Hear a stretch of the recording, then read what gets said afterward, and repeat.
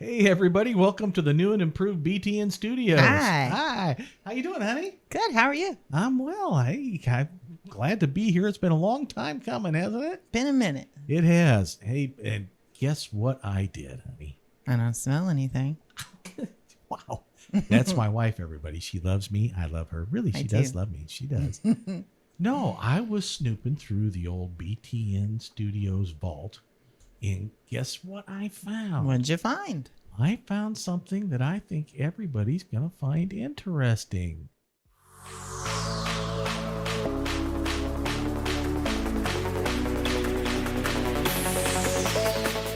Now from BTN Studios, the Biblical Truth Network presents The Edge, a prison ministry podcast from Less Than the Least Ministries.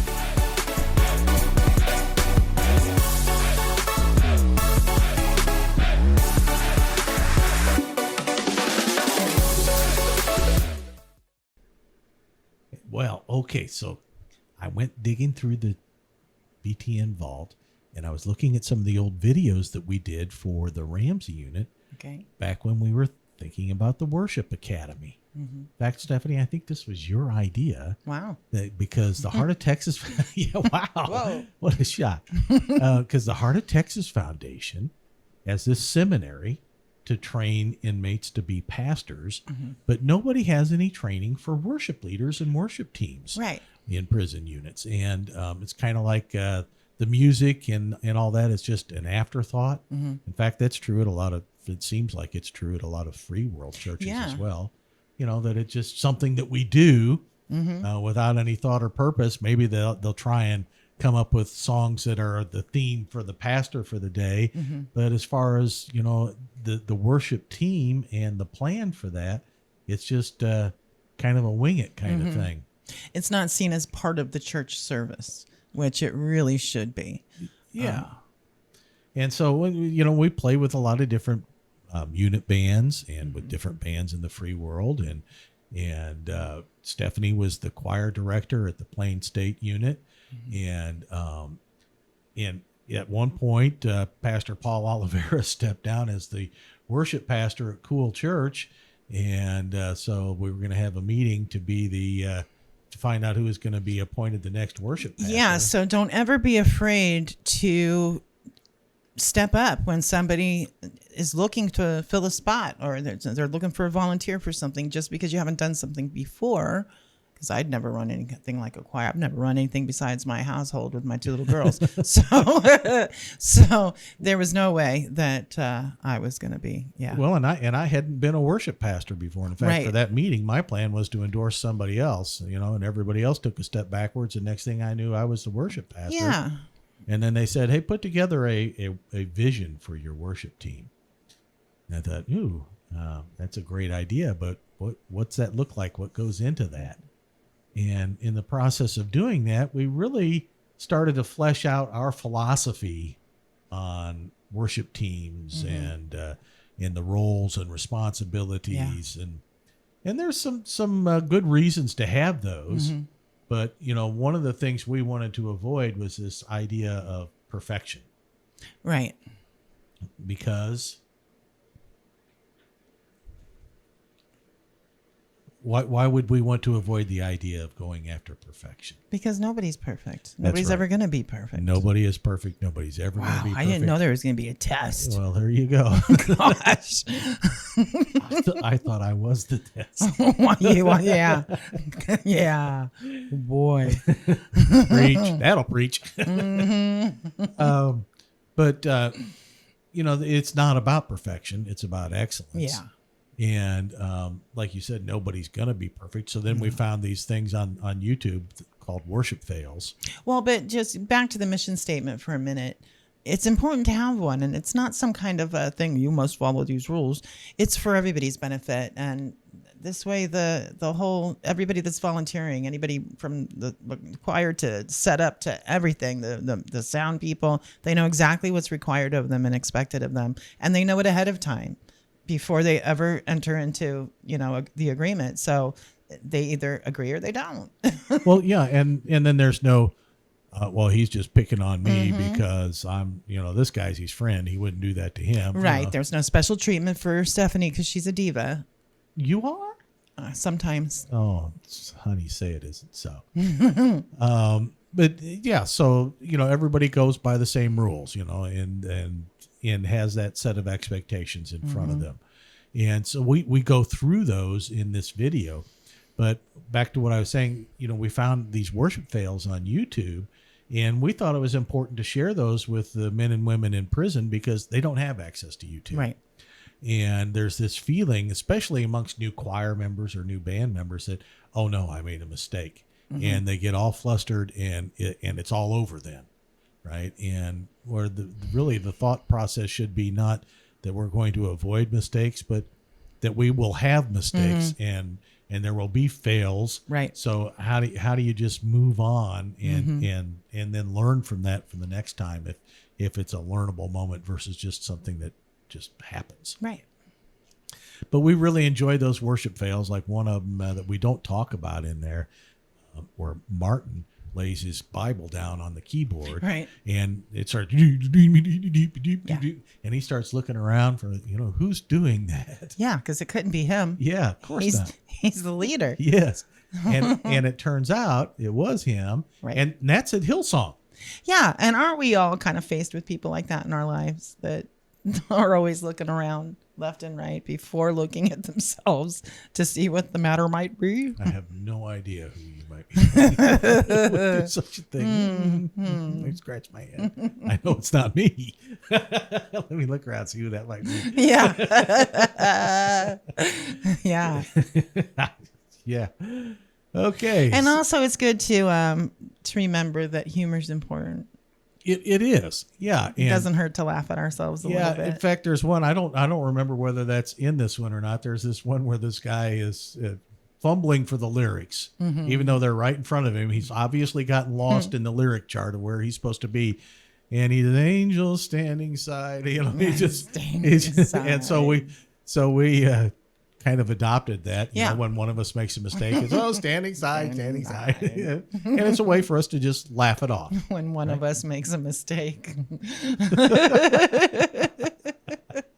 I'm looking around for who that might be. All right. So we want to share that with you. You know, there's some small churches or maybe even some big churches that might not really have thought about putting together a vision statement. We hope that this prompts some ideas and discussion with you. Sure. And for those of our friends that are incarcerated, we hope that this will be a way for you to talk about that on your unit. Right. And create your own mission statement as to what applies for your church and your environment. So you don't have to copy ours. No. This is just to spark some ideas and some thought processes. And we hope that you like it and that you'll send us some feedback. We really want to hear from you. We really do. Because it helps us. So we're hoping that you'll use this information on the screen to write to us. And we miss you. We know there's a lot of you out there that know us and we know you, and we haven't had the opportunity to see you in a long time. So, hey, get in touch with us because we miss you. Yeah. You're our family. So without further ado, honey, what do you say we let them watch the worship videos? Oh, okay. Okay, here you go.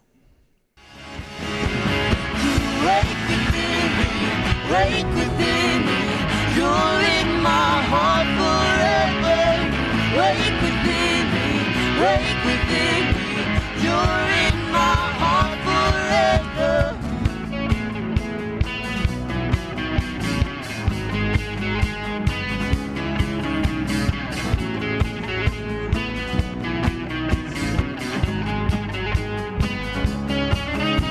With fire in her eyes, our lives aligned. Your love untamed is blazing out. The streets will glow forever bright. Your glory is breaking through the night. You will never fade away. Your love is here to stay by my side. My light is shining through me every day. You will never fade away. Your love is here to stay by my side. My light is shining through me every day.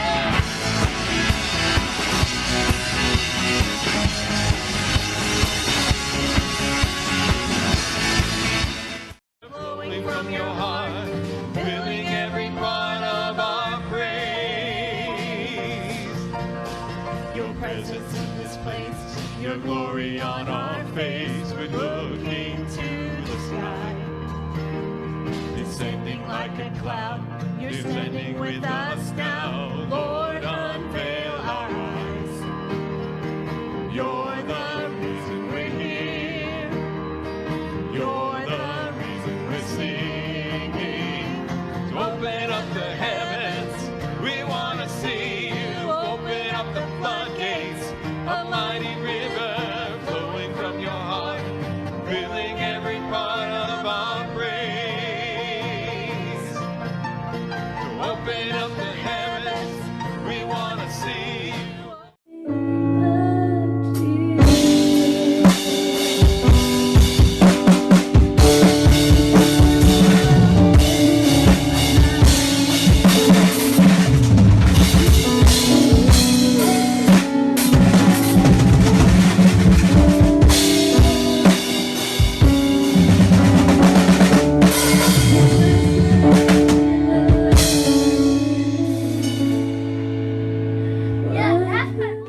Forever, He unites and brings all. The arms of angels, He's standing side.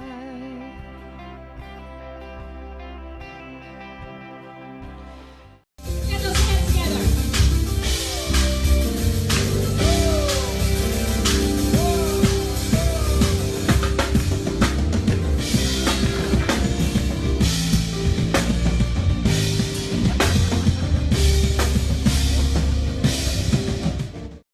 All right, welcome to Sunrise City Church. Why don't you guys go ahead and stand as we begin to worship with God of the Promise today.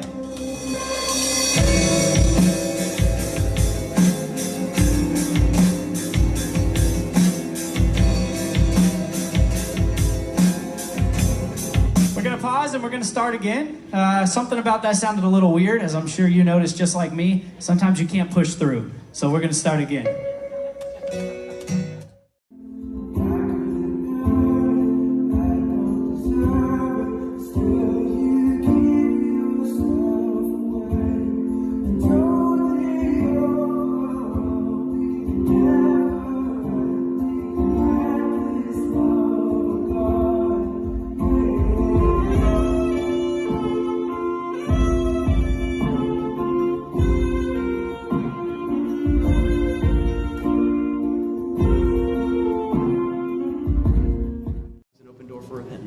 See, that's what the love of God is like. He doesn't just kick you to the curb and leave you there and say, well, now you've blown it. You have no more chances. He says the door is always wide open again for whenever you want to come back, for whenever you want to repent. The door is always wide open. There's always an open door.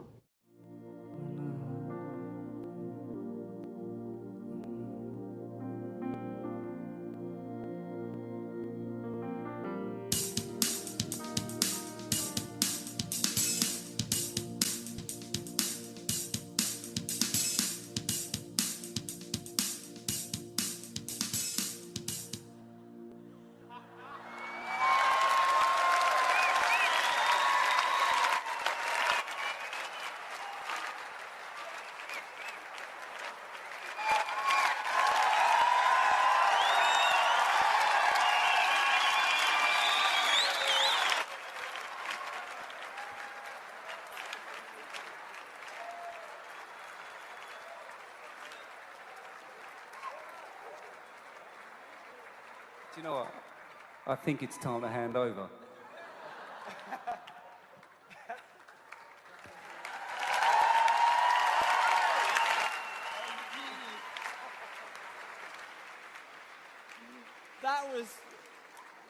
That was amazing.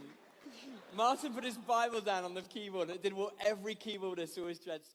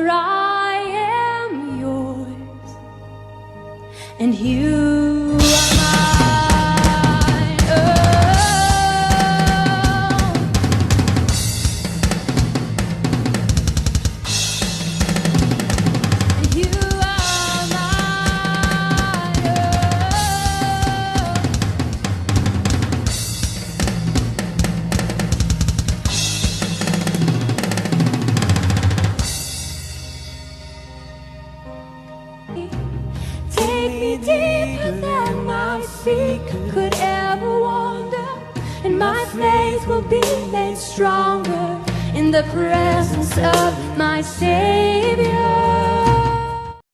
We thank you for just having this opportunity to worship, God.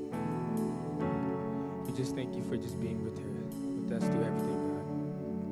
And we just ask that you remove any iniquities, God, that you remove anything that's stopping us from worshiping.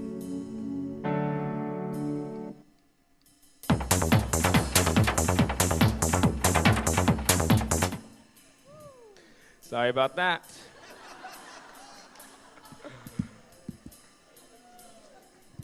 Again, we ask that you remove anything that's stopping us from worshiping.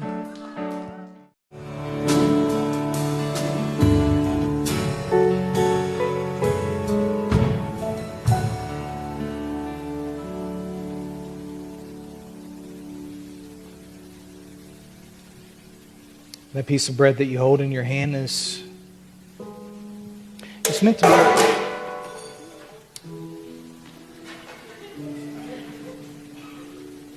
It's meant to be a reminder. It's meant to be.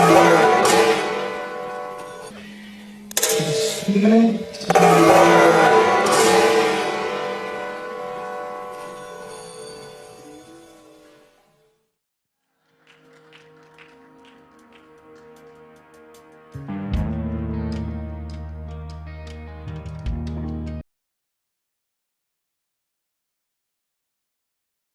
This is the only verse that Bill and God tell us. This is the only verse that Bill and God tell us. Good work, team. And what a wonderful wife that when she was talking about Malachi 3:10, she said, and that's the verse where and God. She gave me top billing over God. What a wonderful wife. Please don't do that anymore. Please don't do that anymore, honey.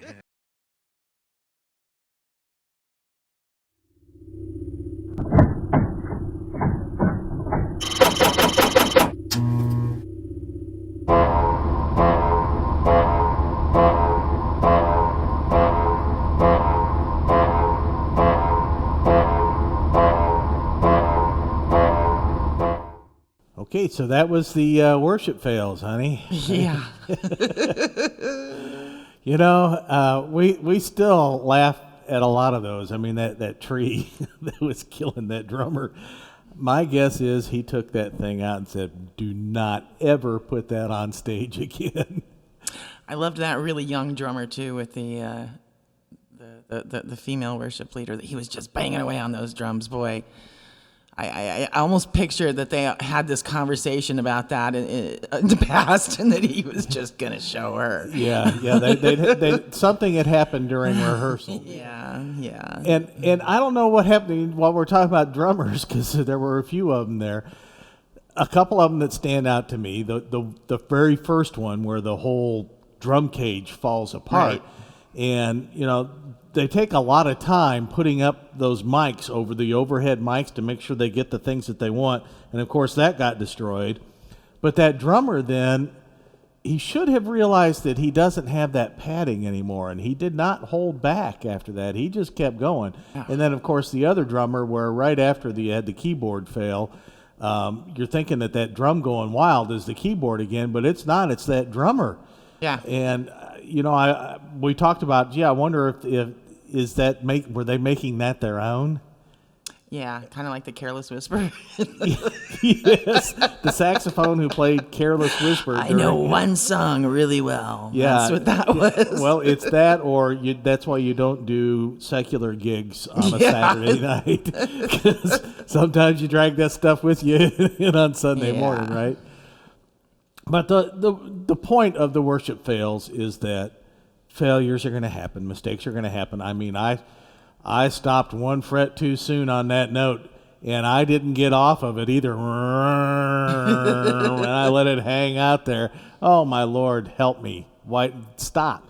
It kind of snowballs into, what do you do with this afterwards? Yeah, and just to kind of pinpoint what you're saying, or drive home what you're saying, is we watch that's only a small section of the worship fails that we've watched. And on a lot of them, you'll see Elevation worship, you'll see Bethel worship, Hillsong.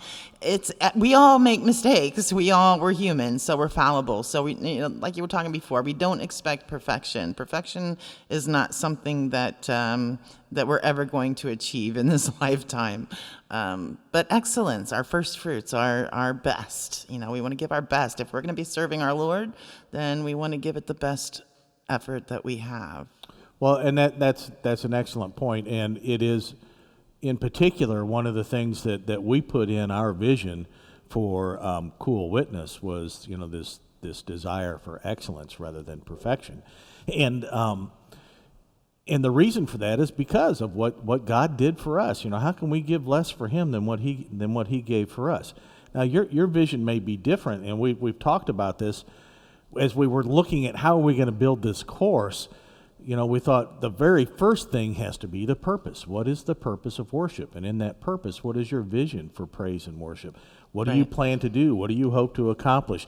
What are your expectations of fellow team members? And when you get all that codified into a document and something that you can explain to everyone and everyone gets on board, it gives you an idea of what journey you're trying to take. Absolutely. It's how often do we call ourselves a worship team, right? What team is not a cohesive unit, does not think about the plays that they're going to be doing in a cohesive way? So it's the same thing with a worship team.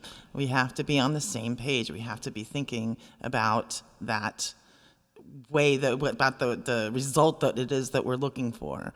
I love that analogy because, if you look at, when I was a child, I thought as a child and I acted as a child, but now as a grown-up, I do things differently. And when you look at the team concept, watching a kid's soccer team, they all just follow the ball. Right, and they all hover around the ball rather than playing their positions. Can you imagine a Major League Baseball team where everybody went running towards the ball? It just wouldn't work. Everybody needs to be in position, in their position, and ready to execute the play that they've decided they're going to execute. So that's an excellent analogy, honey. Thank you. That's why I have her. Isn't she awesome? I mean, wow. Just so I can come up with a good idea occasionally. Yeah, now you know. now everybody knows why she's here. Yeah, it's got nothing to do with anything else other than she has a good idea every once in a while. Occasionally. That I can actually get credit for. You want credit. Okay, we'll work on that. The other piece of that, though, is not only is the expectation then that everybody plays their position, if you will, and does what's expected of them for that, but what happens when they don't? And that after the purpose of praise and worship comes the planning of praise and worship. What songs are we going to do, in what order, what keys are they going to be in, who's going to sing them, what transitions are we going to use from one song to the next, where is there going to be a prayer or an exhortation, and planning all of that out ahead of time. And someone's got to do that. Everybody can't kind of just do their own thing, right? So that's what the worship leader is supposed to do. And then from the plan, then everybody can prepare to be prepared for the plan. So it's purpose, planning, preparation, and then out here we separate preparation and practice. Although we've tended to call practice what I'm referring to as practice here as rehearsal. Right. And what's the difference between rehearsal and practice, honey? The difference is you practice at home, we rehearse together. That's correct. Practice at home, rehearse together. So here, though, we're using practice and the idea of the team coming together as a unit and putting into practice all of those things that we plan to do according to our purpose and in the way that we have prepared, right? So when you put that into practice, then after the practice comes the performance. Right. And I hesitated to use that word, but it was the P word, so I used it. But we put a lot of emphasis in our purpose that this was not a performance. This isn't a show. Right. You know, this is about leading the congregation in praise and worship. It's not a show where I'm supposed to be showing out how good I am. Right. You know, this is not where I show them what I got. Right, honey? Right. Absolutely. And there are a lot of different ways that people tend to do that. It's not just with instruments.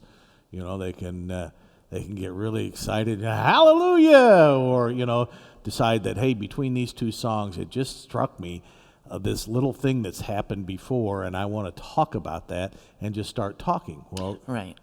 That tends to throw things off a little bit. And in fact, one of the things that happened with us with Cool Worship, COVID changed everything. Yeah. I mean, it used to be at Cool Church that we would, start the praise and worship service at 10 o'clock, and then at some point towards the last song, we'd call up the prayer partners, and we'd do a prayer line for everybody, and we'd quietly, do some worship in the background, and sometimes that would go 10 minutes, so we'd on the fly have to change songs, and go 10, 15 minutes, and who knows when the pastor would start preaching. Well, that changed with COVID because we went from having 150, 200 people in the church to having 10. Right. And most of those were crew or praise team. And then suddenly there's no prayer line, so how do you organize things? And so we had to organize for an online presence, which meant, time was important. And we had to plan for between 35 and 38 minutes of praise and worship. Well, how do you know how long a song's going to go? If you just go with the flow, maybe this song is 5 minutes, maybe it's 6.5 minutes. And maybe the tempo, we get off on tempo, so this song is slower than what we usually do it, so it lasts longer, or it's faster, so it doesn't last as long. Right. And then what happens when you get to the end? You're ready to start the last song, and it's a 7-minute song, and you're at 35 minutes or 34 minutes. You got an extra minute you have to throw in there, but you got a 7-minute song. Now what do you do? It just becomes impossible. So planning out the length of songs and the tempo that they were going to be done at meant changing a lot, adding Right. click tracks and all that.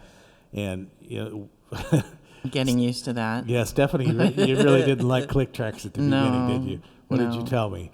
Well, first of all, I'd never heard such a thing before. I didn't know what they were because I'm a noob. So just hearing the click track and the guide, that really threw. I'm like, who is this woman's voice in my ear? How can I sing like this? How can I even get in the mood like this? And how long did it take for me to get used to it to where I was like, I need this now? I really just think it was just a couple of weeks. Yeah. Because you quickly realize how it helps keep you together. Exactly. And you no longer, when you got that click in the guide, you go from, okay, there's 4 bridges in a row here. Right. Was this the second one or third one, or is this the last one? Yeah. You don't have to keep track anymore because you got this lady telling you bridge, chorus. Exactly. Oh, we're done with bridges. It's time for that chorus, right? Exactly, because as much as we're paying attention to what we do at that point, and at that point we should have practiced and rehearsed and done all that stuff. So by the time that we're actually, giving the performance, you're really getting into it. You're worshiping in a degree to yourself, right? So it's very easy to get lost on how many bridges you've done already, or what am I even at the chorus? Where am I at? Yeah, and then exactly. you get that little moment of panic, and then that just comes out and messes up your rest of your song. So having that guide is extremely helpful, and the click too, because as a vocalist, especially, I think for me, when something is rushed that's not supposed to be rushed. It's just, okay, I can't even get all these words out. It's not conveying the feeling. And then I tend to get frustrated, and I shouldn't. I know I should be more patient. But, if I can't feel it, I can't sing it. So, so the tempo is really important to me. Well, and not just the tempo, but there are songs where she would tell me, look, I really need that drum part in there, Right. because when we get to this little breakdown here, I'm listening for the drums to do this, so I know where to come in. Right, Right, that's my cue. or a bass part. There'd be Right. something that happens in that song that gives her a cue of, okay, now I take two little short breaths, Right. and that's where I come in, right? Exactly, because a lot of times it'll be on, an upbeat that you come down, or that you come in, or it's not exactly where you would think that you would be supposed to come in. Doesn't feel natural. Exactly, it's completely unnatural. So, and you can't really count it, because if the drums aren't doing what they're supposed to be doing anyway, then how can you really count from where you are? It's just, So, tempo's important.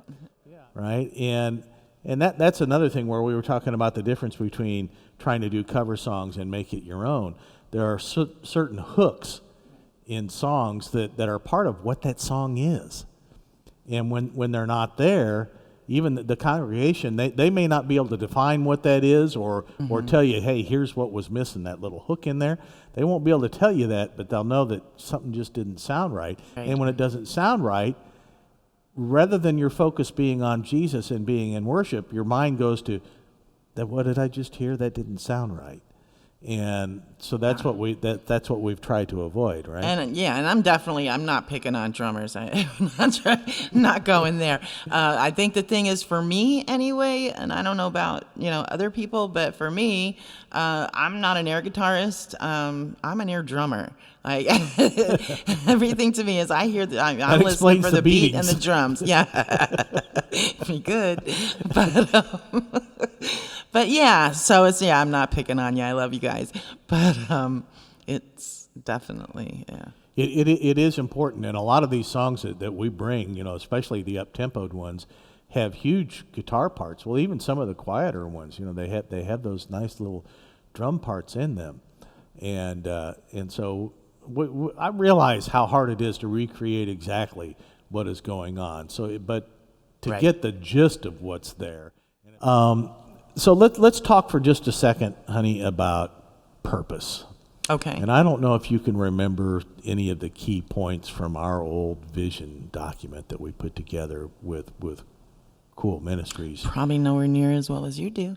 Well, I don't know. I'm older, so I'm going to beg off on that. You've got blonde, I've got old, so our memories may be bad. But one of the things that I thought was important was our introduction of using backing tracks and some of the pushback that we got on that. Yeah, we got a lot of pushback on that, because I think a lot of the comments were, well, but we're supposed to be doing live music. It's supposed to flow. It's just not, it's supposed to, however the Spirit comes upon you, right? And yet we just this last weekend went to a nice Zach Williams concert, and Zach was there, and We the Kingdom, and who else was there? Kane. Oh yes, Kane. Yeah. They were awesome. They were, and Kane. It was just the three of them, the brother and the two sisters that were there. And there was a keyboard and a guitar player, and in the very first song, something very prominent was happening. There were drums. Right. And so I turned to Jason Hill. He was there. He and his wife Angie were there with us. And I said to Jason, where are the drums? And I said the same thing to Stephanie, right? Because there was no drummer. Where are they? So Jason's like, well, maybe he's behind her curtain. But the thing was, they were playing along with tracks.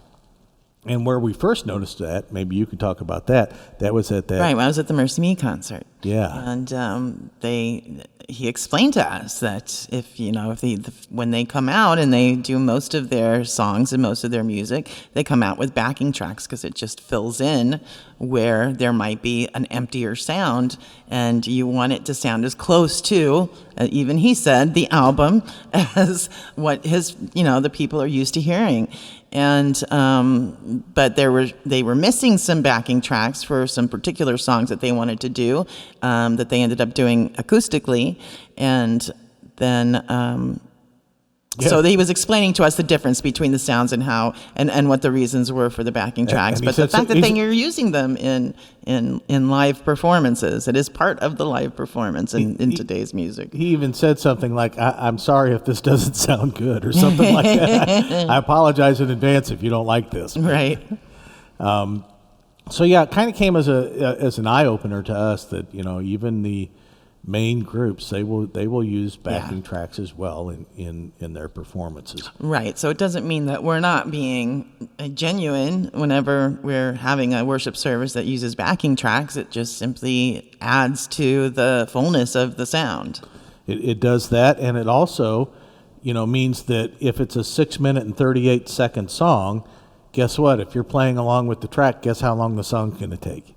Right. 6 minutes and 38 seconds. What? Right. So as a worship leader doing the planning for having to be between 37 and 40 minutes, or however long that I had, I knew I had it nailed. Right. Right. The only iffies were how long the tithes and offering went, or how long the exhortation went, and that kind of thing. And you just have to be careful during those times where you've got transitions or other things that you're doing. And I also think it helps to add to, part of what you were talking about before with making it as close to an experience as to what people are used to hearing, because it's not just listening to us. It is them participating. I get more out of it if everybody's got their hands up and everybody's singing along. I think that's really, it tells me that I'm doing my job right. And if it's all about me, then sure, it wouldn't matter. But it's not about me.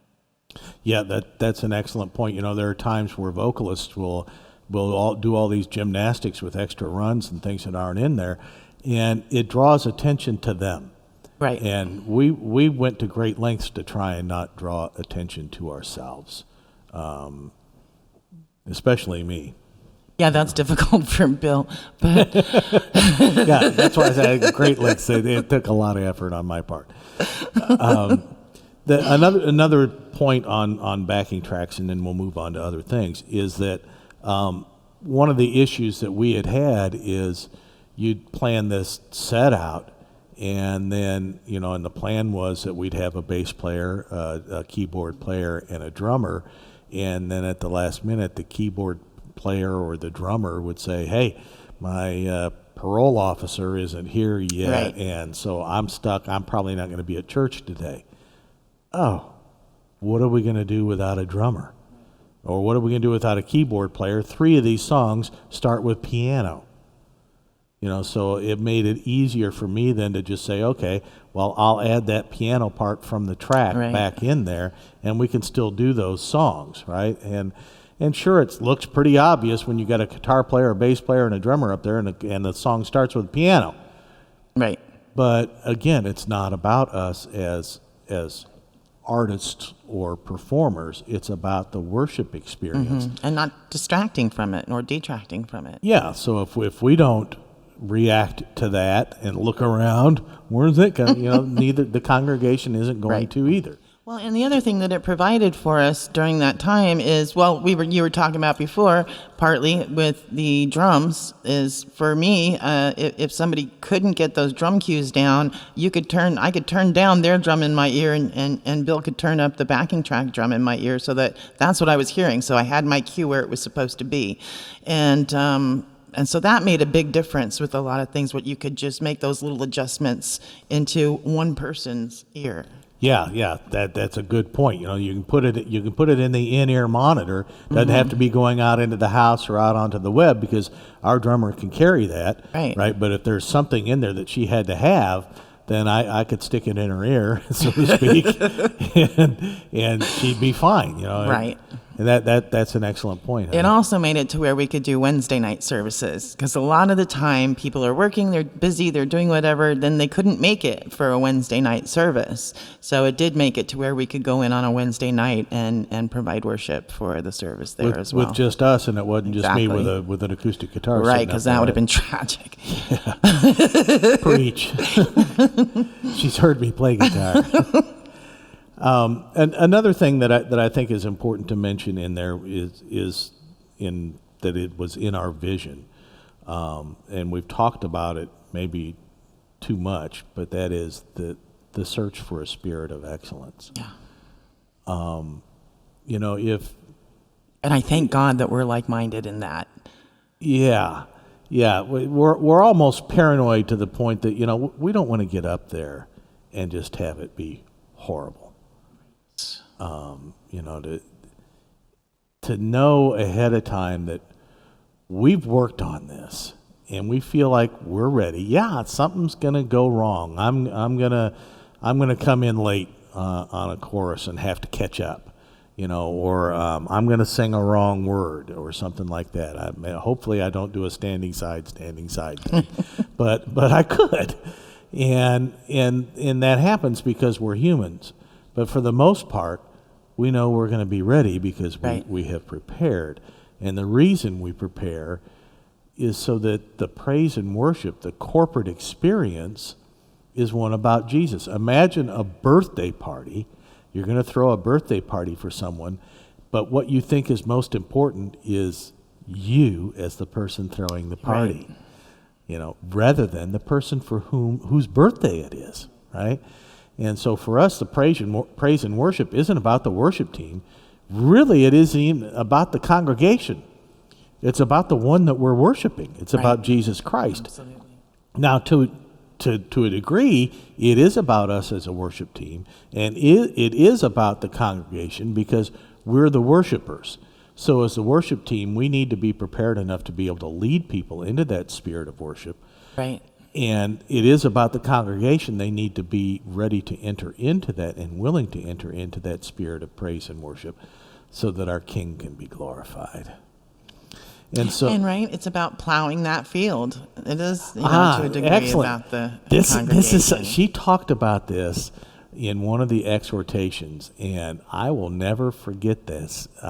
Go ahead and talk about that. I talked about how, you really need that marriage of worship and word, and one without the other over and over and over again will tend to feel empty. You'll only get part of the experience that God wants you to have, right, as a Christian. And that the worship is really, what the purpose of it is to ready the heart, the soil of the heart.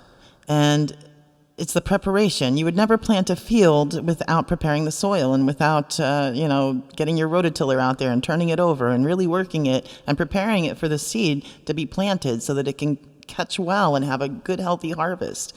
One without the other, you're not going to prepare the soil and not plant the seed, right? So one without the other really falls short. You're not going to get that good, strong, healthy harvest that you would if you had both of them together the way that it, I think, in modern Christianity anyway, is meant to be in modern worship. Awesome. Okay, so we hope that you enjoyed that you got something out of it, that you'll discuss it, and let us know what you think. Write to us at the Edge Podcast, Less Than Least Ministries, 9659 North Sam Houston Parkway East, Suite 150, #231, Humble, Texas, 77396. We want to hear from you. We hope that you'll like, share, and subscribe to this podcast. And guess what, hon? What? That's the end of our first one. That's all, folks. Bye. Catch you later. God bless. Bye.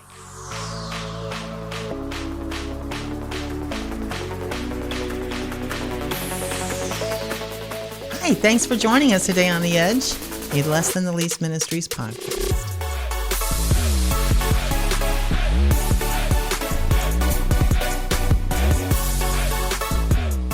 We'll see you next time right here on The Edge.